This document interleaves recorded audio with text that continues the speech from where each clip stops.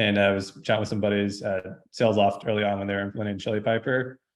And I thought it was really cool software. And then eventually like started reaching out to Nicholas and Alina and became the first sales rep over at Chili Piper. And then eventually started growing in Chili Piper. I think it was probably about a year after we launched is when I joined.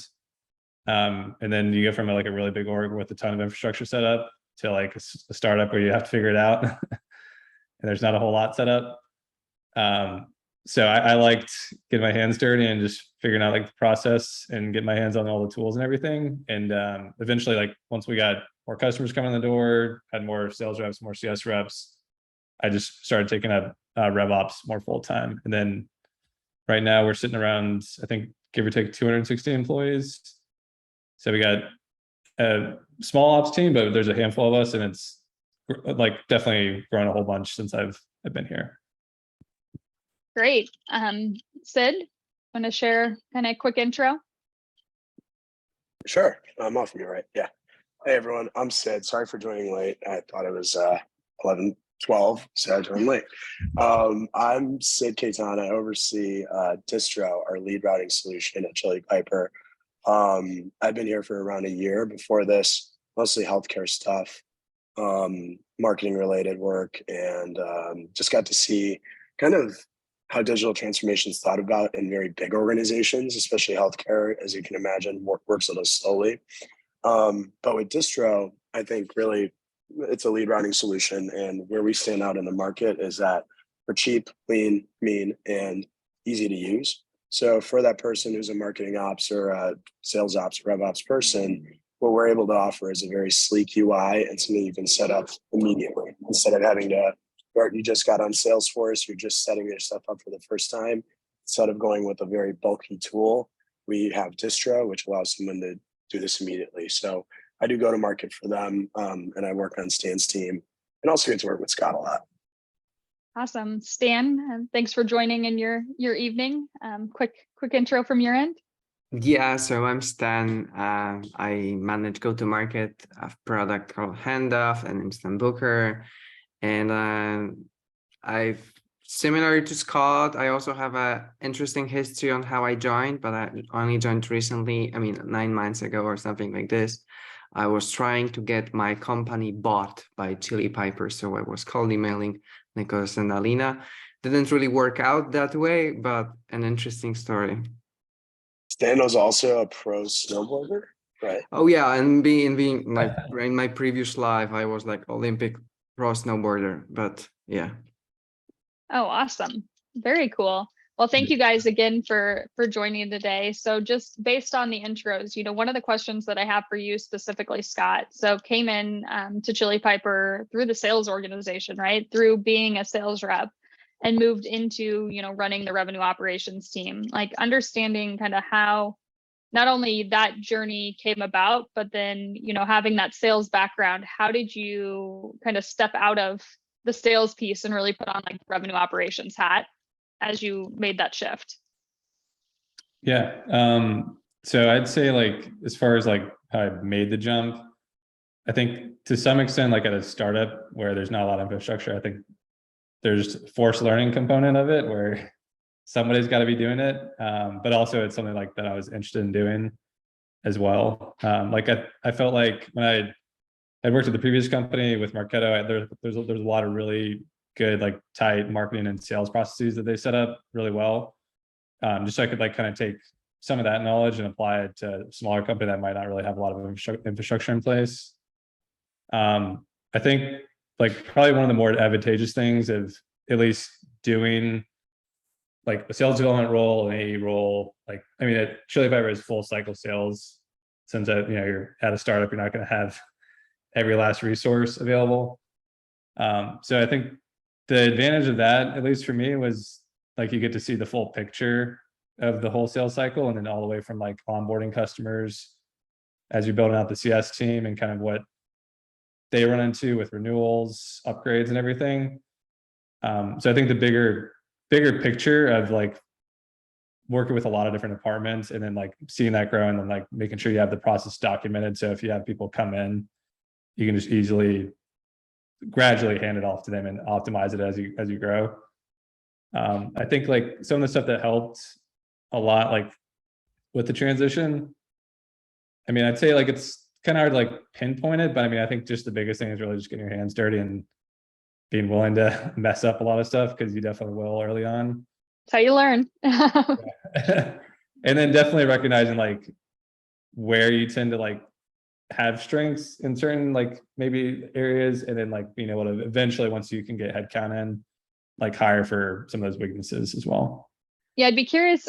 We had a really good question, but before we go and ask that question to you, I'd be curious just what your team structure looks like today, right? So in the revenue operations org that sits under you, like what is just that breakout? Yeah, so I'd say it's like relatively lean org right now. So like the way that we've tried to structure it, so even, and I'd say like just to present this, like it's going to be totally different when you're really small to when you're a lot bigger as well. Like I said, we're around 260 employees, and we have there's myself, and then there's about 3 others, like primarily around ops, but then we intermingle with enablement, and then like a data analytics team. So they don't necessarily like data analytics and enablement doesn't necessarily like report to RevOps. Yep. But of course, there's a lot of like ongoing change management or like tools and processes that we're building in place that affect all those different departments. Awesome. So there's been a lot of noise, as you've probably seen on LinkedIn, in terms of like the reporting structure within RevOps. You know, should marketing and sales ops report into RevOps, or is RevOps really just sales operations renamed? So we'll be curious to kind of understand like what your perspective on, you know, where RevOps sits within an org, and then 2, kind of what are the functions that should sit under revenue operations? Yeah. So as far as like where they sit in the org, like I would say I understand like the point of where it's like the sales ops rebranded piece. Like I can definitely agree with that to some extent, because like if I'd say it also depends on the company that you're working at, like in what like framework they have and like how they actually envision the role, because they could just like place the title on top of you, and then here's your roles, which are like nothing like overlapping with all the other departments. So like there's like to some extent part of that, but I think that depends on the company and how they actually view it. Like will they actually like embrace like more of a full like operational department and team, versus just here's like you're kind of already doing sales ops, and then they place the hat on top of you with a different title.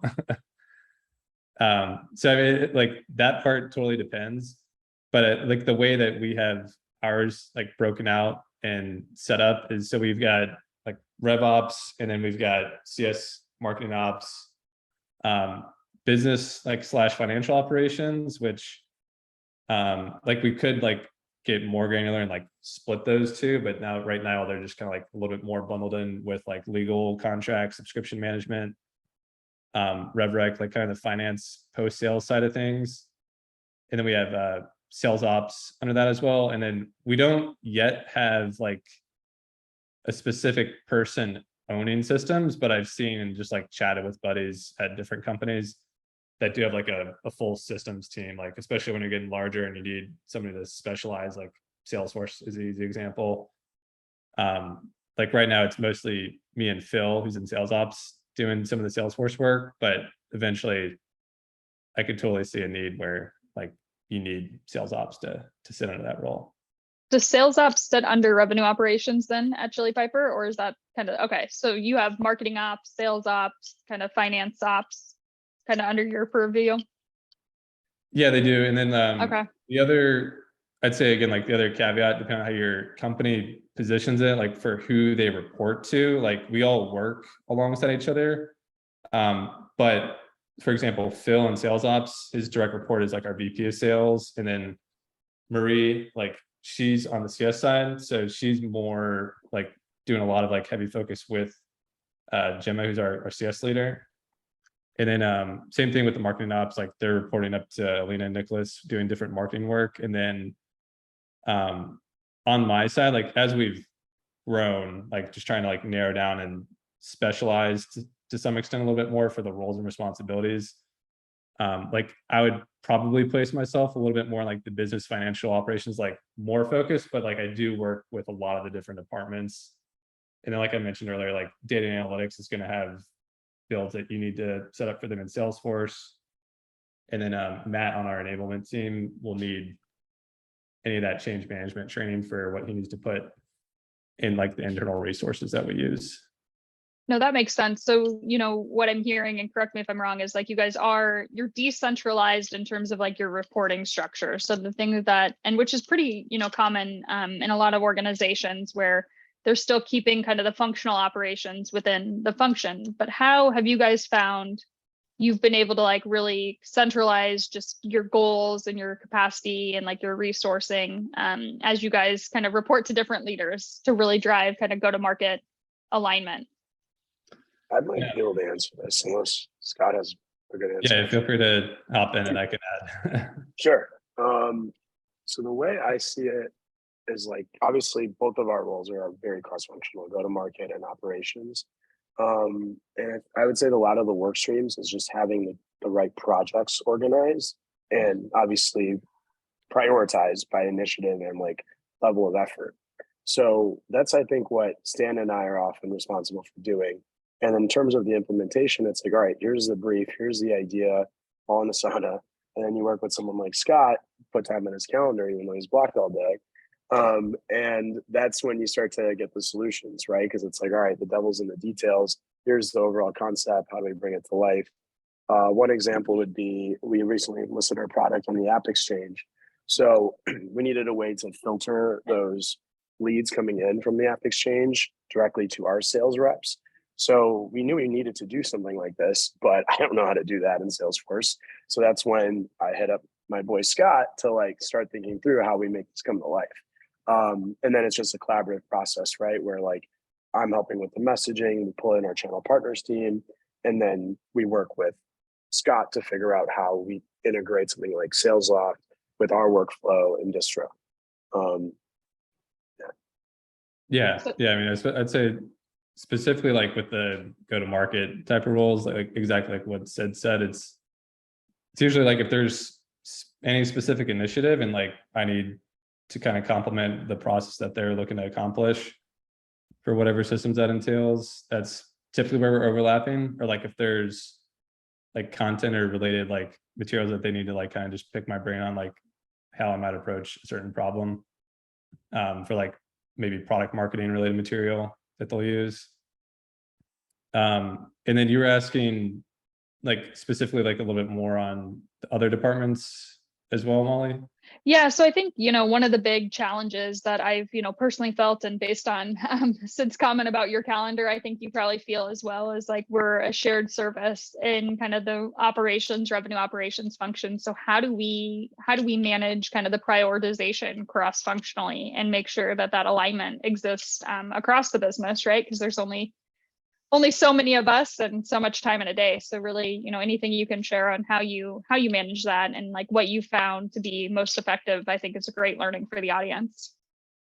Yeah. So I'd say like the main thing, and like I think I mentioned it a minute ago, like that's actually something we're actively doing right now.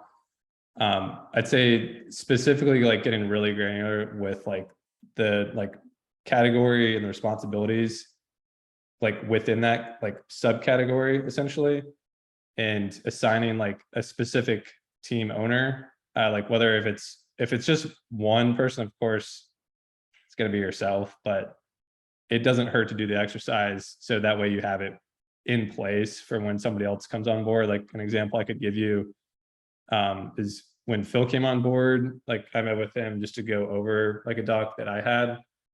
And like some of this like just comes with like chatting with different RevOps professionals just to at least like have a sense for it, because I think like I mentioned, it can vary a bunch by org, but specifically you have the responsibility, like what that is in detail, and then who should own it, and then like what other partner teams you might be working with.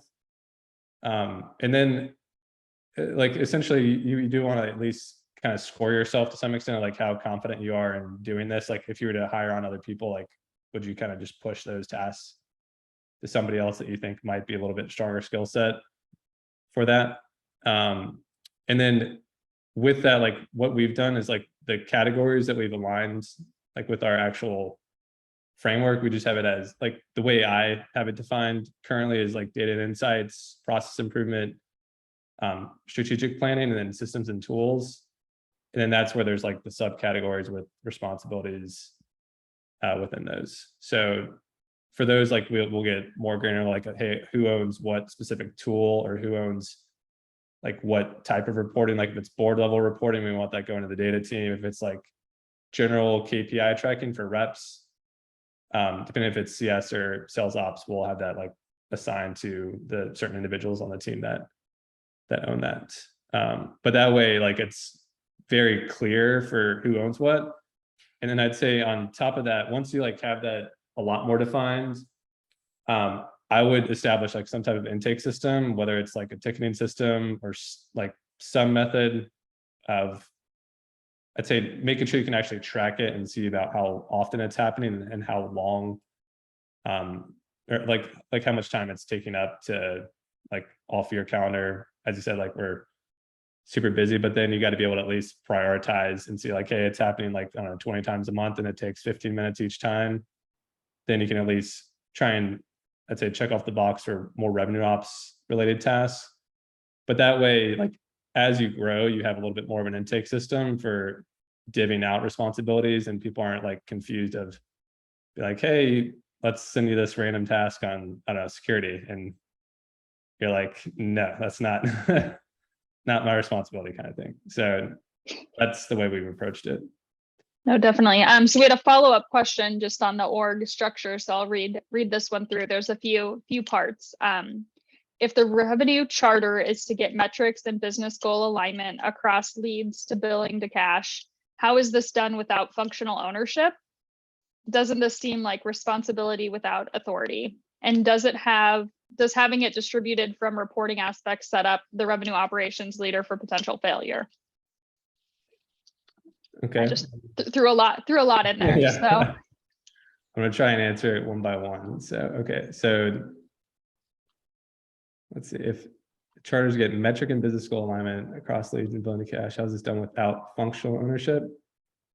I mean, I'd say like we have the functional ownership of more like the marketing ops pretty clearly like owning more top of the funnel material, sales ops, like to some extent you're working with marketing ops, but like there could be owning more middle of the funnel. And then business ops, financial operations could be that bottom and post funnel piece of it.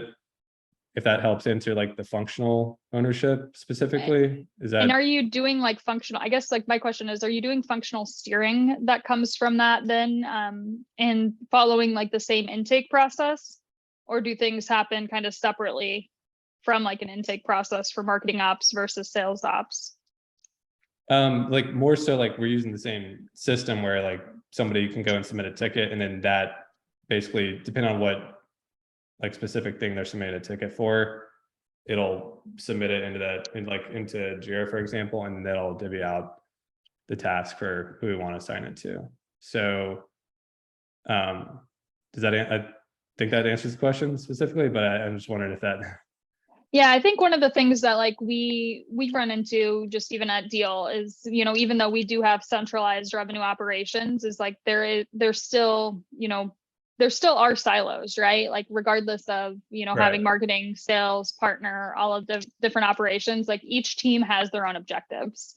And like part of, what I view the role of revenue operations is like bringing actually those go-to-market functions together. To make sure that they understand, what their priorities are, make sure that there aren't competing priorities and there's actually alignment across those through kind of more of the steering council and like goal setting and strategy and planning pieces. So like, are you guys, what's that process, I guess, look like as you're doing, like quarterly objective setting? Yeah, I was going to say it's primarily like around the OKRs that we're setting. So, and this is again, something that, excuse me, that we're actively doing as well. So like, we're just trying to align on OKRs for like that next given month or quarter, because they're going to vary, obviously, I'd say every month depending on the actual business priority that we need to tackle. So it's not going to be dead set in, but obviously like there's a bigger overarching OKRs that we go and set up with our managers. And then we have a monthly meeting with like the ops folks to say, hey, here's currently what we're focused on. Like, here's like the department heads priorities, and then how we can at least align on that work. That way it's not like super siloed and distributed, like you're mentioning. It's more so everybody in ops is on the same page, and then we just review that. And then obviously working together a lot in Slack and hopping on Zoom when we need to. No, great. What's kind of a common misconception that you think, people have about revenue operations just in general? I think, like a misconception of it, I'd say like to some extent, like I guess like the actual like who they report to, I'd say that varies a lot, because I guess I never asked, where do you report into? I guess we didn't ever cover that.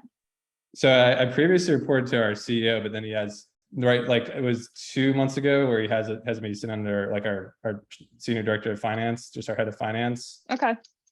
So like a little bit different, but like there's like kind of like what I mentioned, there's some stuff that I do that's related where it makes sense like for us. But I'd say definitely like in the reporting structure for who like we directly report to, and then I guess to what extent like where their boundaries like end with other departments. Like some teams, they might have nothing really to do with enablement. It could just be like marketing, CS, and sales, and that's it. But it also totally depends on how big your company and team is as well. Like I've seen even some people like touching on like support to some extent, but I mean, that'd be under CS is the way I would kind of look at it. Not like if we have a direct support leader, I'm not necessarily working with them, but I think it totally depends how they have it structured.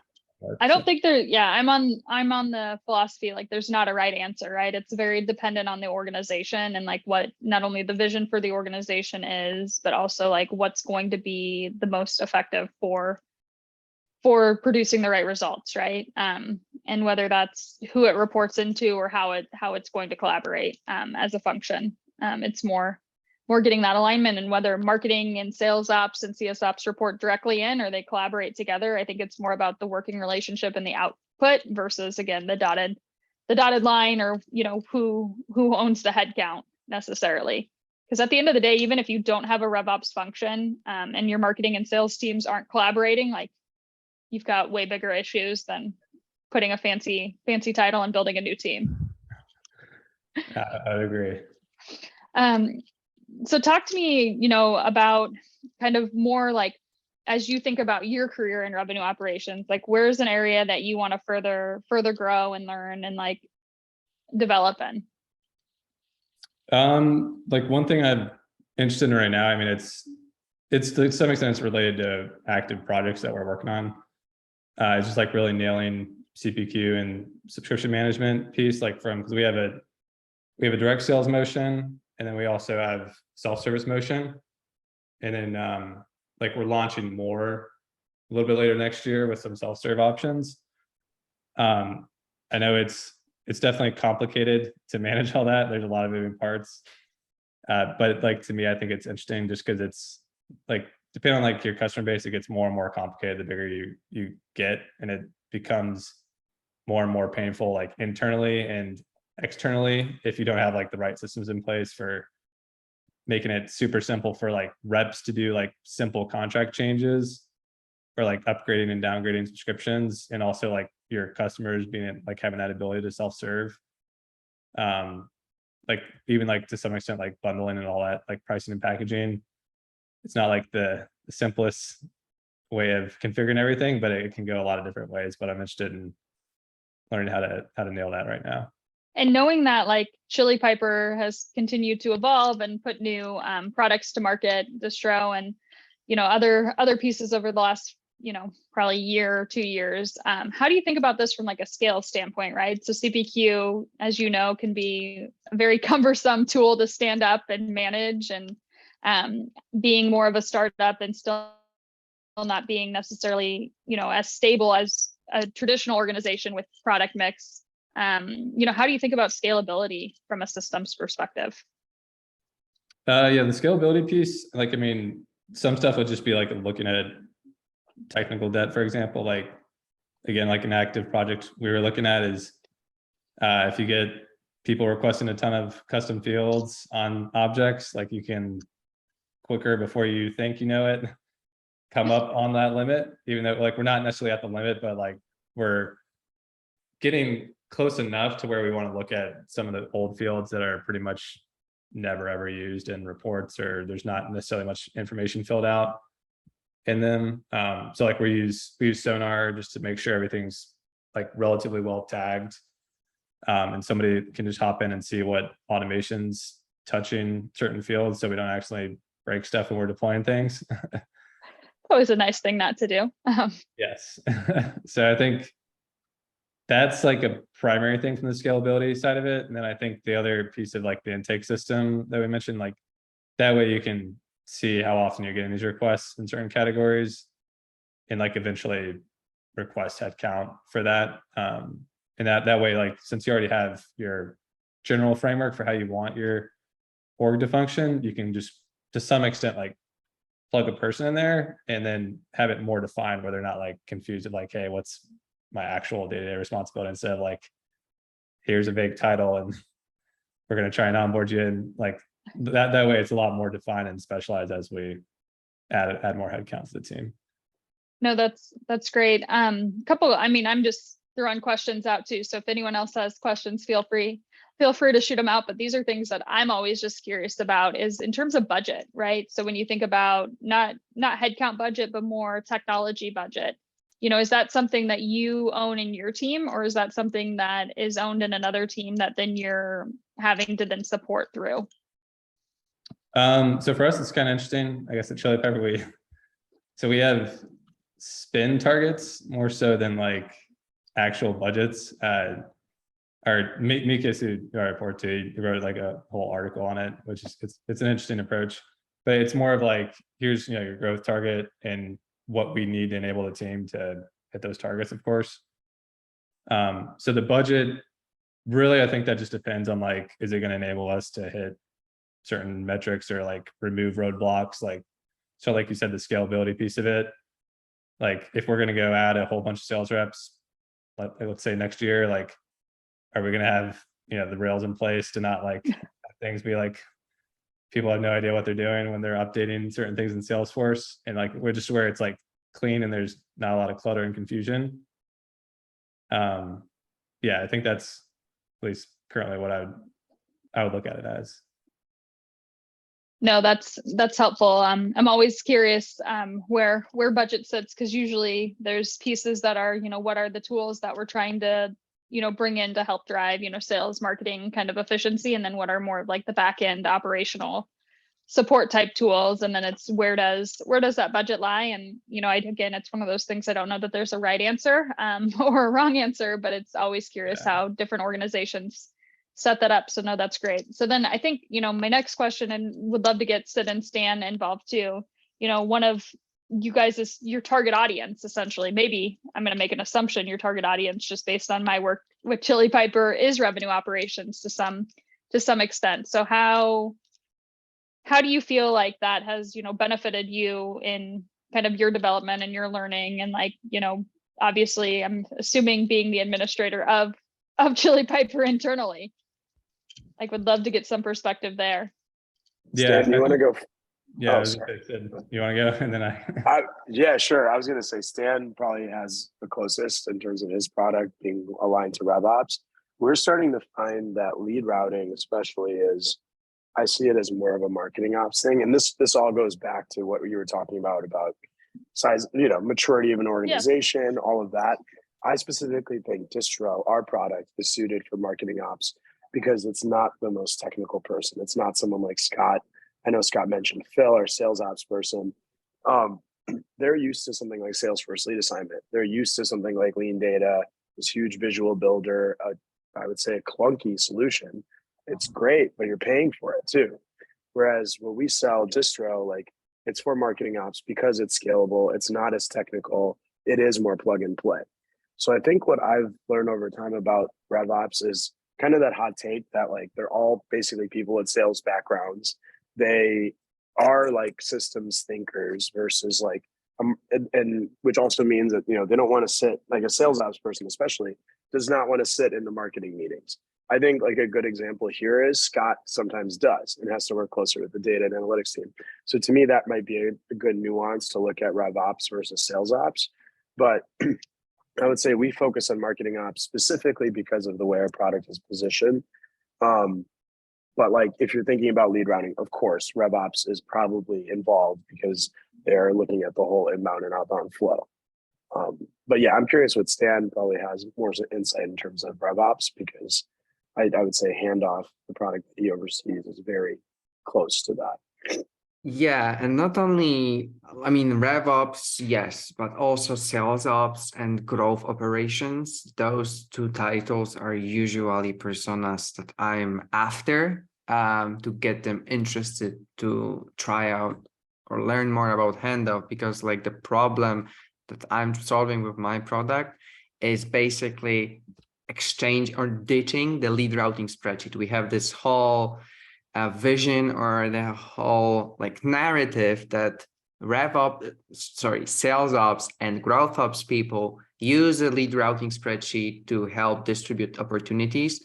We simply try to delete that, and I think we are succeeding in it. I mean, it's a great product, but I mean, it was extremely hard personally to understand the biggest differences between those two titles. And like this call overall helped me understand that like this is, it's not one fit all solution. You can't really tell who's reporting to who, and if like I should target sales ops or marketing ops, or sorry, sales ops or growth ops or revenue ops, and that target like. It's hard just to understand the dynamics of that persona. So yeah. And I think it comes down to like more about, you know, titles are obviously misleading until you click into like what do they actually care about and what are they responsible for. You know, Scott and I could have the exact same title, but just based on this conversation, we've got very different roles and responsibilities, which is what, you know, makes revenue operations super interesting based on the company. Yeah, totally. And probably makes your job a lot harder in terms of trying to target people based on title. Exactly. One quick thing I could add on that. I think, and I think, you know, Stan and I actually have the same problem, right? Like product marketing, go to market. It's a very like evolving whatever role, and it's.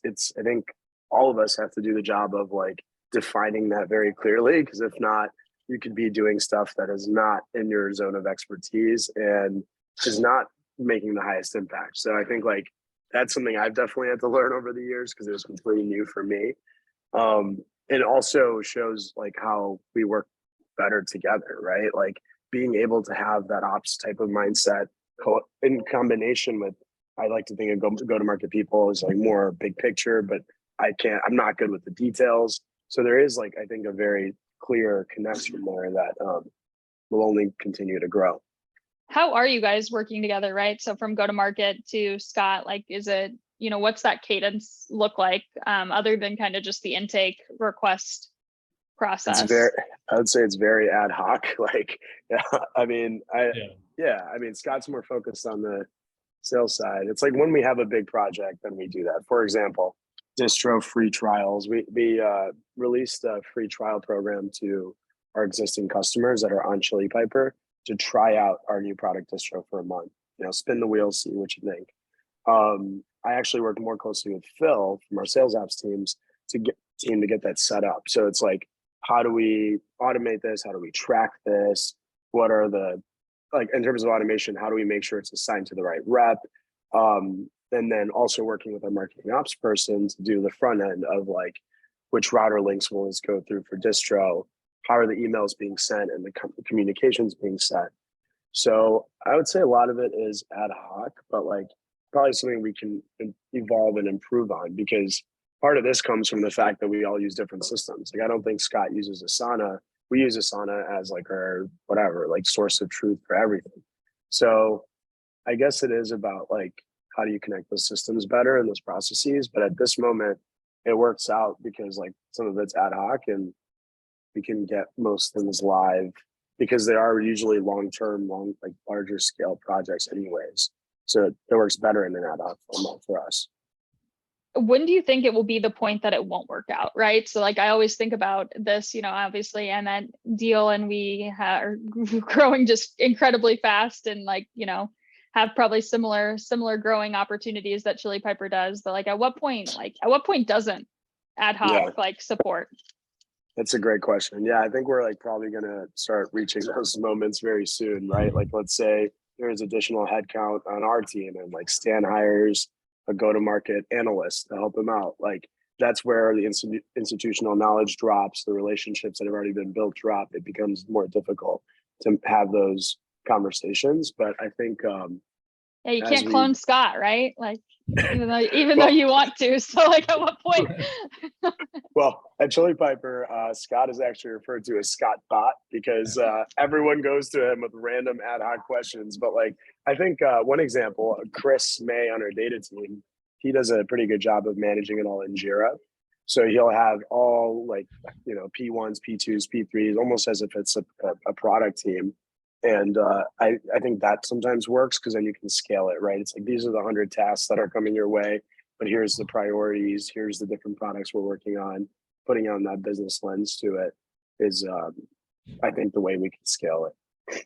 Yeah, and I think a bit like you mentioned earlier, or you might have mentioned in Molly, like on the OKR reporting structure, just making sure like leadership has internal meetings to know like, hey, here's the priorities that they're focused on as well. So everybody's actually on the same page and on the right like track to focus on them.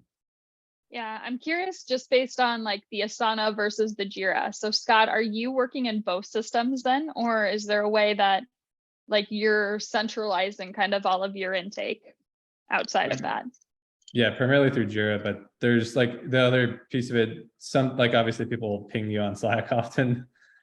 Aside from like, I try like more of the, I guess, project-based things. There's obviously going to be one-off things where it's like, sure, I'll grab a report. Like, Yep. It's not going to be perfect, but I like definitely like the longer-term projects specifically. In Asana, I'd say personally not so much like on my side, but like I guess that's kind of maybe part of just general growing pains. Like you might have different departments doing different things and different systems, but so like to some extent, I think it depends on like just making sure you have everybody internally communicating in alignment across departments. So like we could maybe try and push it all into one system, but it's also like depending on priority, like right. It's not like it's not detrimental right now, you know what I mean? But like long term, I could see how it would make sense. No, absolutely. So curious, just kind of a blanket question and changing like the subject a bit, like what isn't RevOps, right? So when you think about, kind of how people perceive revenue operations, like what's one thing you'd like to clear up of like what it isn't? I think there's definitely like a big strategic part of it, like maybe as far as like something that it's probably not necessarily like you don't like. Again, it depends on your size of your company and the way you look at it, but like you shouldn't be doing everything in the weeds, like just as like an IC type of role, like all long term, if you know what I mean. Like it's more, Yep. You should be able to step back and look at certain things where it's basically just looking at roadblocks and looking at friction points in the funnel. That way you have like a bigger picture and you can prioritize projects for the team. But again, that totally depends on your headcount and where you are as it works. So I'd say that's probably one of the main things I would think of it as. Trying to think if there's any other big ones that come to my mind. Like I think I like to always add in like it's more than just Salesforce, right? Like yeah, more than just Salesforce administration for sure. So yep. What's knowing that you've taken an interesting kind of like career path to get into revenue operations, shout out to us Marketo alum here. What's what's kind of a piece of advice you'd have to somebody who's like looking to break into revenue operations, whether they are in, they're an AE or they're a CSM or they're in just some other kind of functional area? Like, what would be kind of the advice you'd give them, and like how would you recommend that they work to like learn and develop? Yeah, I'd say probably like as far as like resources and everything that I personally tried to use on mine when I was first trying to learn everything and figure out stuff. Definitely just general rev, like there's a ton of RevOps communities, like obviously RevGenius has got one, of course. And then a big one I'm a fan of, WizOps. We got a lot of buddies in there, and like they have a ton of different categories and like different maybe skill sets if you're looking to learn. And you can just post questions in there if you don't have a clue. Definitely learn to embrace Google. And the Salesforce help forums are actually really good. I found like that was something I definitely utilized a lot early on when you're trying to figure out like all like the beast out of Salesforce to admin everything. Like taking different admin certification courses. Not that like you've got to have a certification, but like definitely making sure you're familiar with like how you can go in the weeds with Salesforce. Yeah, I'd say the biggest thing for me personally was like joining communities and just asking a bunch of questions, because there's gonna be a lot of things you have no clue what you're doing, and it's better to ask from somebody who's probably done it and made that same mistake before you go make the same mistakes at your own work. So I know that's one thing that I definitely appreciate about kind of, that didn't exist. I'd say, even 3 to 4 years ago is the community aspect, right? You didn't have these Slack groups to get questions answered and to network and to grow. So I'm very, very grateful for this, especially as, at the end of the day, we're all trying to figure out what the F revenue operations is, even myself included. So very, very appreciative of that. Do you have any other kind of like key things you want to make sure we talk about? I want to be mindful of time, as I know I'm throwing a bunch of questions out to you. And again, audience, feel free to drop some questions in if you have them too. Trying to think, is there any maybe on your mind, Sid or Stan, that I have a hot take, just in terms of like if someone's trying to break into RevOps. I thought that I wanted to break into RevOps just because I thought it would really help me like understand my persona that I'm like working with, and like become gain that technical know-how, like kind of shore up my weaknesses, I guess is the way I put it. And like I think for me the answer now is just to be more patient. Like a lot of that has come over time, but it's taken me a lot of times. Like for example, I'll hop on calls with Scott and he'll take me through a Salesforce flow and integration, and I'll be like, half of that just went over my head. Like I have no idea how that worked. I'll record it then and then watch it again, and then like we'll workshop something again the next time. Just like Scott was talking about, you said to break things and then fix them and eventually make sense. So like I just think like if someone's on this call and wants to break into it, like just ask yourself why, and if you really want to, and if you do, like just be patient with it, because it's going to be a journey, unless you're like a systems thinker and have been doing ops stuff since college. Like that's just not the way my brain works, and I'm training that muscle now. But I mean, at the end of the day, yeah, anyone can do it, I think, and like it's just a matter of taking the time to slowly learn. I think one thing Scott may have not have mentioned was he said the Salesforce help forums, but we actually have some upcoming content with our friend Salesforce Ben. Probably another great resource to look into if you're on the Salesforce side. That's all Kara, I got. And the marketing ops community, MoPros. Oh yeah, absolutely. Kara had a good question in terms of like hard skills that we think are most important, other than Salesforce, right? So SQL, Excel, all of those things. I mean, honestly, like one of the things that I wish I was better at is like writing more advanced Excel functions. I put more of like my development into SQL actually, and I feel like that's probably been more advantageous to get myself out of Excel on a day-to-day basis and trying to not mess in there. But some of those efficiencies there's actually a really good Instagram account, weirdly. Maybe I should not use social media for professional development, but that does like Excel tips and tricks that have like consistently just blown my mind and helped my day-to-day. But curious on you guys in terms of like other good hard skills. I mean, I'd say like the obvious ones like marketing automation systems, of course. I mean, I would also say it's definitely advantageous, like to know like financial systems, like, because there's a ton of back office stuff that happens once you close a customer. You got to make sure everybody gets paid. You got to make sure it's financially recognized, and you like, you have a financial audit. You got to make sure Yep. you can track all this kind of stuff. So like QuickBooks or NetSuite. Do you think RevOps should be in those systems, or do you feel like they should just understand kind of like the processes? I would say understand more like the higher level concepts. Like, I guess like on my side, since I was really early on, like again, you kind of have to do it. So Yep. somebody's got to step up and do it. So like, it's now that I have that experience, like we do have a like an outsourced fractional CFO, and they have like more specific like AP and AR functions. But it's really helpful to know like, hey, this should hit down to their system, so they're not like pinging us and be like, hey, what do I do when we need to like credit somebody something for their account or adjust like contracts, and like it affects all the rev rec and you've got write-offs and credit memos and all of the fun stuff. yeah, all the good things everybody loves. Yeah. And then like other systems like lead routing and meetings obviously is pretty much going to go hand in hand, so that's important. Enrichment data tools I think are super important, because in my opinion, you're pretty much going to have a CRM and data enrichment tool as far as your first few initial purchases. And then like sales engagement tools, like those can go alongside with the other systems that you're going to tie into and reps are going to work in.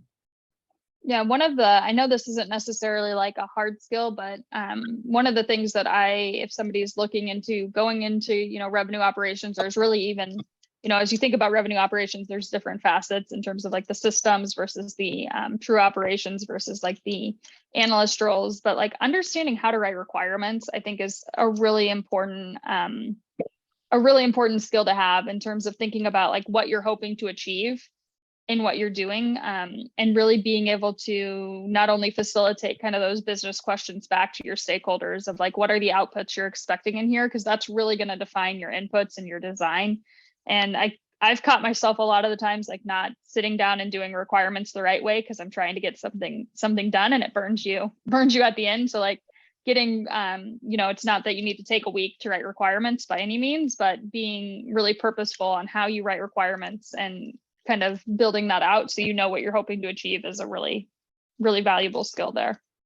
Yeah, I'm happy you said that, because I was going to advocate for the soft skills. Like Scott, I would say is like a unicorn in that way, that like you can actually talk to him and understand what he's saying. But oftentimes I see people, like I said, like, either someone who's in sales ops who just is like, I'm not going to sit in this marketing meeting because whatever, like, I don't think it's interesting, or I just don't think it's valuable.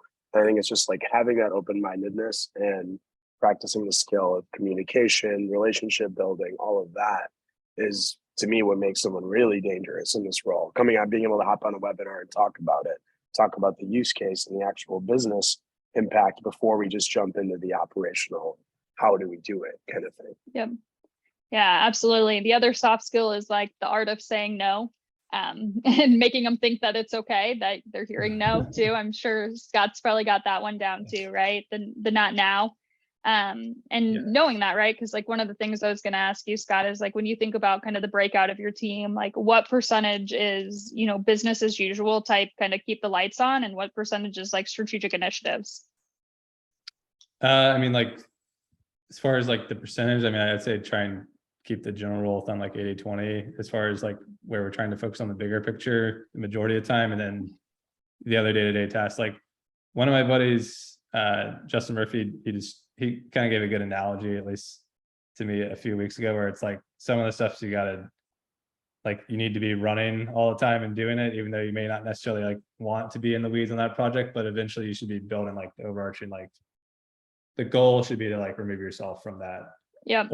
If you can, of course, like some of it's inevitably you got to have somebody plugged into it, but you should be working towards like removing yourself from that.